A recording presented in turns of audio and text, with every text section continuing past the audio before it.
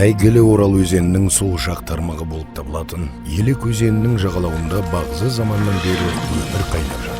Бұл өзен жүздеген жылдар бойы жағалауын мекен еткен көшпенділер тұрмыс салтының ажырамас бөлігі болып келді. Тарихи тұрғыдан алғанда, Ақтөбе облысы Европа мен Азияның тоғысқан жерінде орналасқан шекара маңы ауданы ретінде қалыптасып дамыды. Ежелде бұл жерден Сібір, Волга маңы және Орталық Азия арасындағы қомақты ара қашықтықты байланыстырып, сауда керуендері өтетін. Бүгінде Ақтөбе облысы жер көлемі жағынан елімізде екінші орында. Облыс 300 мың шаршы шақырым болатын ауқымды жерді иеленіп отыр. Қазақстанның 6 облысымен шектеседі. Сондай-ақ солтүстігінде Ресей Федерациясының Орынбор облысымен, ал оңтүстігінде Өзбекстан Республикасындағы Қарақалпақстанмен шекаралас болды. Осының барлығы 1 миллион адам тұратын облыстың көп ұлтты, көп мәдениетті және көп конфессионалды аймақ ретінде қалыптасуына ықпал етті. Ақтөбе облысында заманауи туризмнің барлық түрлері дамыған. Бұл аймаққа келген адам ұлы даланың кеңістігін, адам аяғы баспаған табиғаттың әсем тартымдылығын сезініп, тарихи ескерткіштердің бай мұрасына куәгер болып қайтады. Осы аймақтың орталығы Ақтөбе қаласы жылдам қарқынмен дамып келеді. 2300 шаршы шақырым аумақта орналасқан қалада бүгінгі таңдағы сәулет өнерінің жаңа ағымдары, ұлттық нақыш пен Еуразия мәдениетін бойына сіңірген ғимараттар үйлесімді орналасқан. Бүгінде Ақтөбе қаласының 400 мың жуық тұрғыны бар. Әлеуметтік және халықтың тіршілігіне қажетті инфрақұрылым дамуда. Жаңа емдеу орталықтары, мәдени демалыс пен ойын-сауық орталықтары ашылып жатыр. Жаңа тұрғын үйлер салынып, жолдар жасалып, жаңа өндіріс орындары ашылуда. Қазірде Ақтөбе экономикалық өсу орталығы ретінде және болашақта серпінді даму барысында миллион тұрғыны болатын Қазақстанның ірі 4 қаласының бірі ретінде анықталып отыр. Ақтөбе облысы табиғи сұлулығымен танымал өлке. Әлемдегі көптеген елдерінен мұндағыдай сан түрлі табиғат көрінісін кездестіре алмайсыз. Солардың бірі Айдарлы Аша геологиялық қимасы. 300 миллион жыл бұрын өмір сүрген жануарлар организмдері сүйектерінің қалдықтарымен бірге құмды және әктас жер қыртысын осы жерден көруге болады. Жер қимасының ұзындығы 1,5 шақырым. 1996 жылы Айдарлы Аша геологиялық қимасына ғаламдық прототип мәртебесі берілді.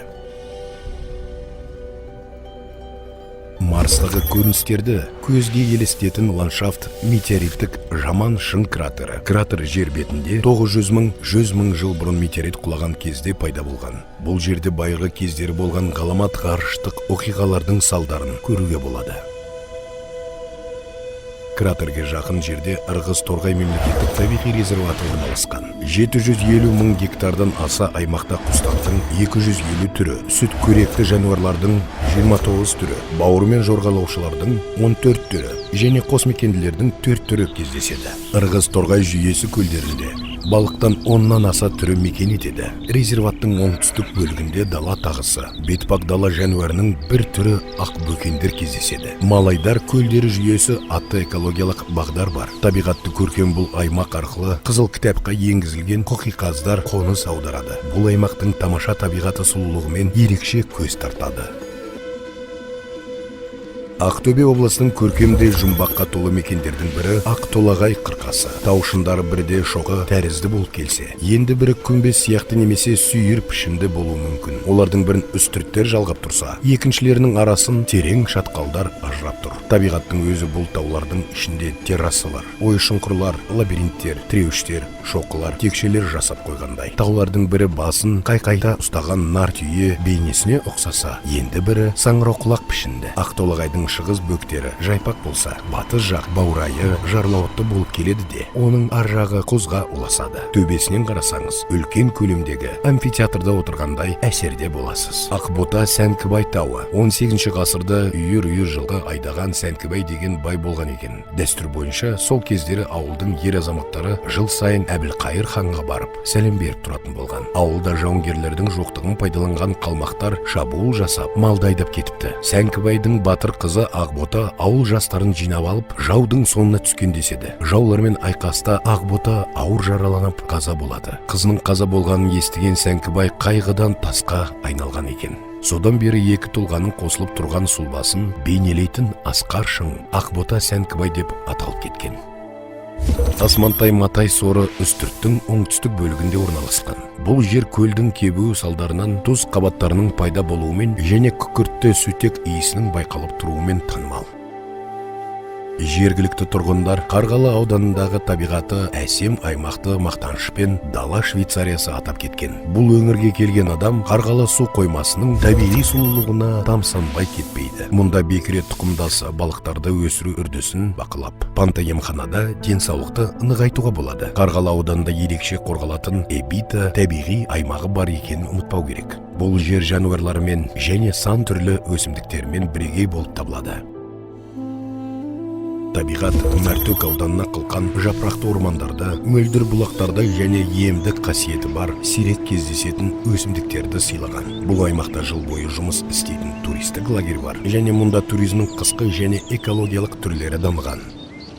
Қазақтың көрнекті этнограф ғалымы Шоқан Уәлиханов кіші жүз руларын қазақ жерінің автохтондары ретінде атаған болатын. Шынымен де бүкіл кіші жүздің атауы Алшын руының пайда болу тарихы, оның шыққан тегінің бастамасы ежелгі аңыздармен ұласып жатқанын білеміз. Қазақ тарихында кіші жүз хандарының ішіндегі ең көрнектісі Әбілқайыр хан, хан моласы мемориалдық кешені, кіші жүздің ұлы ханы және біріккен қазақ әскерінің бас қолбасшысы Әбілқайырдың жерленген жеріне салынды. Әбілқайыр ханның бойында жауынгердің ерлігі, ұлы қолбасшысының өнері және мәмлегердің таланты тоғысқан еді. Ақтабан шұбырынды кезінде ханның дана саясаты қазақ халқын көптеген жаулардан аман сақтап қалуына септігін тигізді.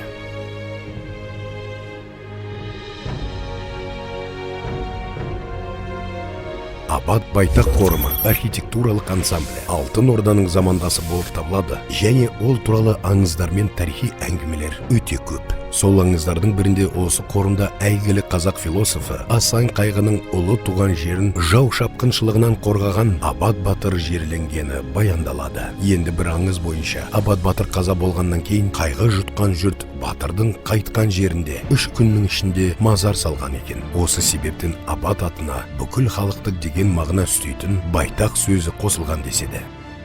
Қазақ халқының ауыз әдебиетінде Қобыланды батыр жыры ерекше орын алады. Бұл эпоста жаугершілік заманда өз елін, жерін қорғаған батыр туралы баяндалады. Қобда ауданының тумасы нәзік бойжеткен 54 жеке атқыштар бригадасының мергені Әлия Молдағұлова бірнеше ондаған жаудың көзін жойды. Ол 1944 жылы 14 қаңтарда Казачиха ауылын жаулардан азат ету барысында ерлікпен қаза тапты. Майданда көрсеткен ерлігі мен жауынгерлік айбыны үшін оған қаза болғаннан кейін Кеңес одағының батыры атағы берілді. Батыр қыздың құрметіне патриоттық орталық мұражай салынды. Онда жас батыр Әлия Молдағұлованың өмірі мен ерлігінің дәлелі болған көптеген экспонаттар бар.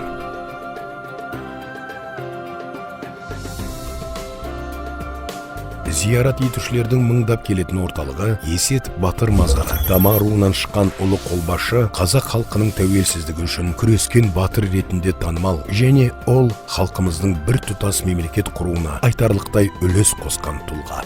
Ежелден сауданың басты орны жәрмеңкелер болатын. 19 ғасырда Қазақстанда 100-ден аса жәрмеңкелер болған. Солардың бірі ежелгі Жібек жолындағы Ойыл ауданында орналасқан Көкжар жәрмеңкесі. Күйдірілген қызыл кірпіштен салынып, сауда дүкендермен қамтамасыз етілген орасан зор алаңға орналасқан жәрмеңкеге жан-жақтан көптеген көпестер келетін. Олар көшпенділерге бағалы аң терілер мен шай, қант, ыдыс-аяқ және басқа да тауарларды ұсынатын. Барлық кездерде жәрмеңкедегі ең негізгі және ең қымбат тауарлардың бірі орталық Азиядан әкелінетін мақта болып саналды.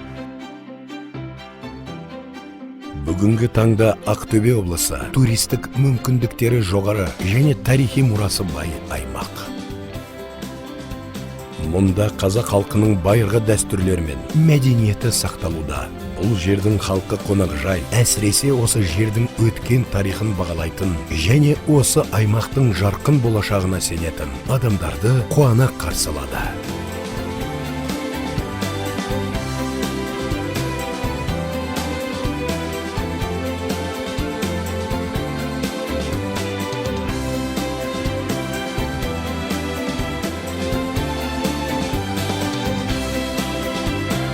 Ақтөбеге қош келдіңіздер.